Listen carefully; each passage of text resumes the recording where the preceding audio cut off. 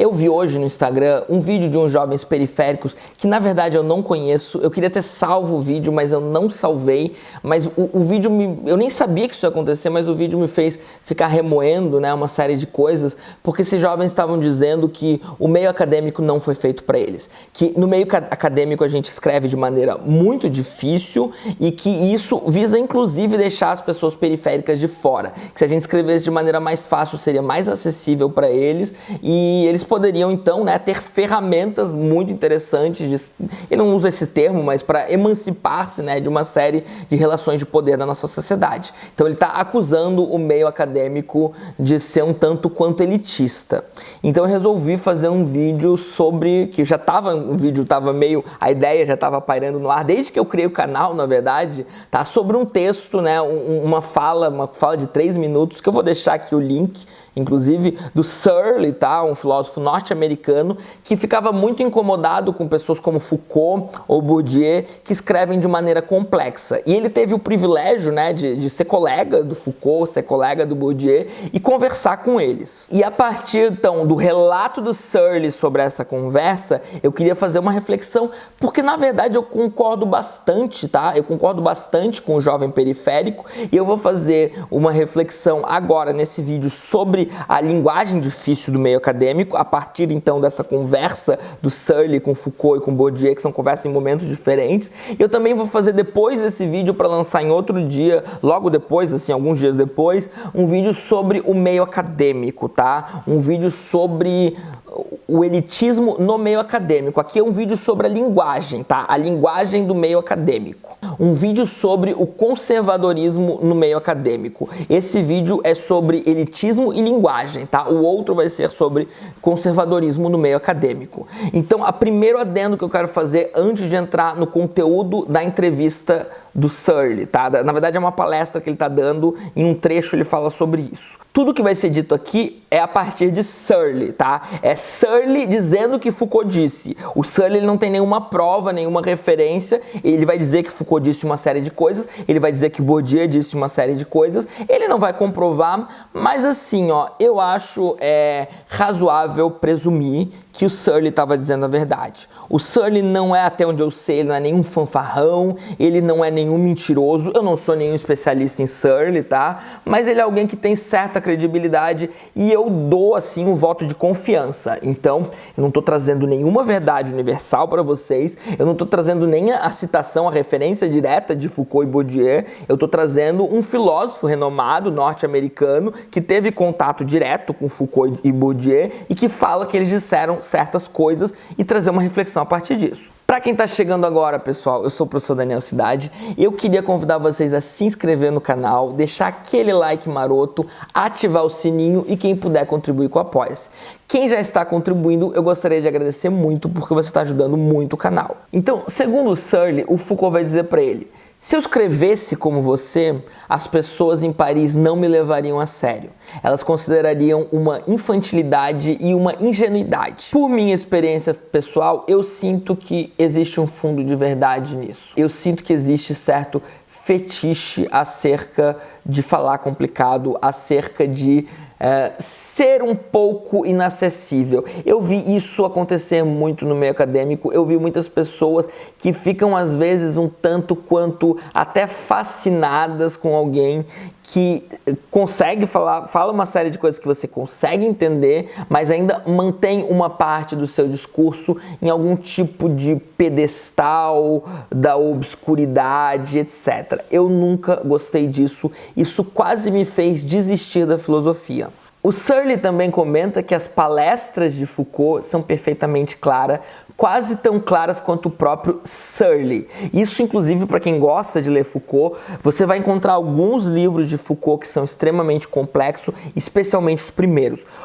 As palestras do Collège de France são, então, o próprio, né, o Collège de France, todos os livros, né, que são do Collège de France, então, Os Anormais, Hermenêutica do Sujeito, A Coragem da Verdade, O Governo de Si dos Outros, subjetividade e verdade, segurança, território e população, o nascimento da biopolítica, tudo isso não são livros escritos por Foucault, são palestras ministradas no Collège de France, tá? São cursos ministrados. Então eles são perfeitamente claros. A maior parte do conteúdo de Foucault é perfeitamente claro porque a maior parte são palestras, entrevistas, artigos e cursos do Collège de France. Ele tem lá suas 8 obras e dessas 8 obras, metade delas mais ou menos, talvez até menos, são complexas, tá? Então isso precisa ficar claro. Foucault também, o próprio Searle diz, tá? O próprio Searle diz nessa entrevista que Foucault, ao longo da sua carreira, vai ficando mais claro. Segundo Searle, ele inclusive fala que ele até gostaria de viver na América porque lá ele pode ser mais claro. Ele não se muda porque o inglês dele não é tão fluente, não é tão bom assim. Essa daí eu já achei um pouco forçada de barra, mas enfim, vamos dar um voto de confiança pro Searle. A grande questão é, se você se torna grande, e Foucault se tornou muito grande, você tem o poder de infringir mais as regras. Então Foucault foi muito pragmático em sua vida, Foucault buscou de fato o sucesso. Se você ler a biografia de Foucault, você vai entender que Foucault é alguém que buscou o sucesso, mexeu os pauzinhos para o sucesso, fez até intriga algumas vezes, mas intrigas perfeitamente normais. É interessante o Didier Eribon falando sobre a entrada de Foucault no Collège de France, porque tinha votação, então tinha necessariamente politicagem. Então, você é o seu meio, você precisa jogar o jogo do meio, e eu quero comentar isso no próximo vídeo que eu vou fazer, como isso também traz uma série de problemas, mas Foucault é alguém que fez o que tinha que ser feito. E daí é interessante que o Searle fala que Foucault vai dizer que na França você tem que ter, pelo menos, escrever 10% de coisas incompreensíveis, senão não vão te considerar profundo. Depois dessa conversa com Foucault, o Searle comenta com Bourdieu, e o Bourdieu vai dizer que talvez seja mais que 10%. O Bourdieu acha que é 20% do que você escreve, senão você não pode ser considerado profundo. Então, de certa forma, segundo o Searle, não vou me cansar de fazer o adendo que é segundo o Searle, o Bourdieu meio que endossa aquilo que Foucault falou, até aumenta, né?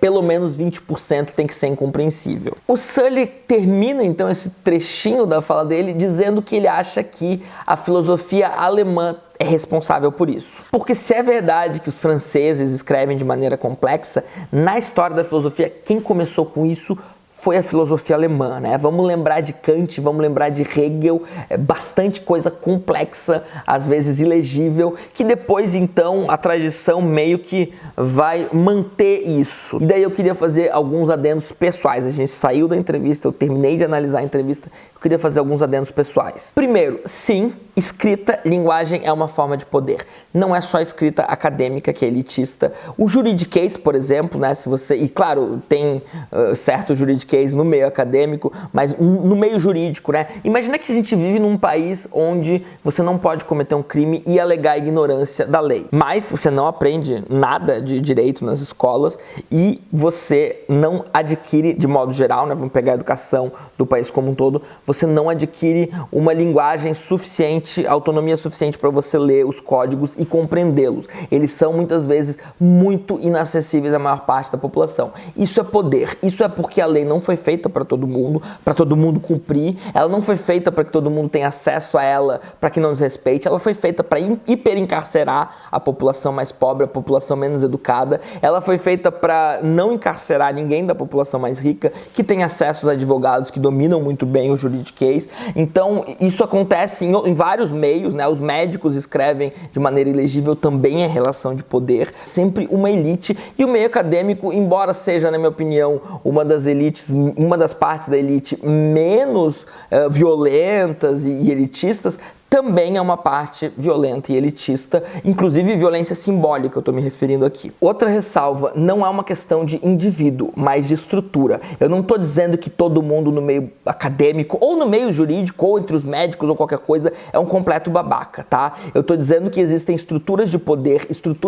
elitista, na nossa sociedade elitista, que fazem com que as pessoas se comportem dessa maneira. Fazem com que pessoas, inclusive, boas, como Foucault e Bourdieu, que eu admiro, assim, sem sem palavras, tá? O pensamento dessas pessoas também muitas vezes tem que se comportar, porque eles almejavam certo tipo de reconhecimento e jogaram o jogo. Se você quer sobreviver, você vai jogar o jogo, né? As pessoas no meio acadêmico são apaixonadas por garantir o seu sustento, assim como todos nós. Então, elas vão jogar o jogo que vai garantir o seu sustento. Também o meio acadêmico, ele é predominantemente conservador. O conhecimento sempre foi privilégio de uma elite, e esse conservadorismo, eu vou falar disso no próximo vídeo, não é que os acadêmicos são conservadores, é que o meio acadêmico é conservador. A materialidade, as condições materiais do meio acadêmico nos levam necessariamente a um conservadorismo, ainda que você seja progressista. Por último, sendo que esse é um vídeo que de certa forma se põe contra a complexidade desnecessária no meio acadêmico, eu sou contra a complexidade desnecessária no meio acadêmico, nos livros, você não vai me ver buscando a complexidade. Quando eu me tornar alguém um pouco mais maduro e começar a lançar os livros que eu estou escrevendo, às vezes procrastinando, enfim, vocês vão ver que eu escrevo de maneira bastante simples. Se você baixar minha tese ou a minha dissertação ou algum artigo que eu já publiquei, você vai ver que eu escrevo de maneira bastante simples. Você precisa entender que simplicidade não é simplismo. Você tem que evitar o simplismo. O Steven Pinker diz que Einstein, tá? Tem uma frase que é atribuída a Einstein e eu não achei a referência. Eu já peguei Steven Pinker em várias mentiras, então eu fico com o pé atrás, e o Steven Pinker ele não cita, tá? Ele não diz onde que Einstein disse, ele só diz que Einstein diz isso. Então, se você tiver a referência dessa citação de Einstein, eu vou ficar muito feliz com você, sério, muito feliz, eu vou agradecer. Tá? Mas é uma frase supostamente de Einstein. As coisas devem ser escritas ou ditas, né? O conhecimento deve ser repassado da maneira mais simples possível, mas não mais do que isso. Eu levo isso para minha vida, gente. Isso para mim resume a coisa. A maneira mais simples possível, mas não mais do que isso. Todo conhecimento exige um grau de complexidade. Você tem que atingir esse grau de complexidade ao produzir esse conhecimento. Não ultrapasse ele, porque ele é desnecessário. Mas toda a complexidade necessária tem que ser encarada de frente. Então, uma vez eu vi viralizar um discurso meio demagogo de que o teu conhecimento não vale nada se ele não for compreendido por todo mundo. Se a tua avó não puder ler, eu tava num meme assim, se a tua avó não puder ler a sua tese não vale nada. Eu discordo completamente disso. Eu não acho que todas as vovozinhas do país devem ser capazes de ler todas as teses de química, física, direito, filosofia, geografia, qualquer área que seja. Não acho que o conhecimento, sequer existe uma possibilidade material do conhecimento ser acessível nesse nível, tá? Se a gente quer, a gente precisa aceitar que muitas vezes o conhecimento vai se hiperespecializando, se dividindo em áreas. A gente precisa aceitar isso, isso faz parte do conhecimento, e a gente precisa aceitar que muitas vezes o problema é de um sistema educacional que precisa ser mudado, e que se as pessoas não estão tendo acesso, a maneira de tornar esse acesso acessível é melhorando a educação e não pegando tarefas que são relativamente complexas e colocando elas numa condição de simplismo. Então eu estou aqui em defesa da simplicidade, tá? Eu defendo a simplicidade e eu me oponho a dois opostos. Eu me oponho ao simplismo que transforma tudo num espantalho, não deve ter, e eu me oponho à complexidade desnecessária. Eu me oponho ao elitismo, ao conservadorismo e a essa ideia de que se você é complexo, você é profundo. Você não precisa ser complexo para ser profundo. Inclusive, se a gente pegar um pouco do pensamento de Nietzsche ou de Camus, sei lá como vocês preferem pronunciar, você vai ver bastante profundidade sem que exista ali uma escrita complexa, tá? Então fica a dica, leia, que vocês gostam de complexidade em estilos de escrita mais simples, embora exista uma complexidade porque o pensamento de Nietzsche ou de Camus são profundos, tá? Isso já gera naturalmente uma profundidade. Eles não estão escrevendo da maneira mais complexa possível para agradar. E eu não estou aqui julgando ou sendo moralista com Foucault, Bourdieu, que você sabe aqui o meu apreço por eles, e nem meus colegas acadêmicos que porventura vão escrever mais complexo, alguma coisa, se bem que eu tenho vários colegas que também são contra esse tipo de complexidade desnecessária. Então é isso, pessoal, espero que tenham gostado e até mais.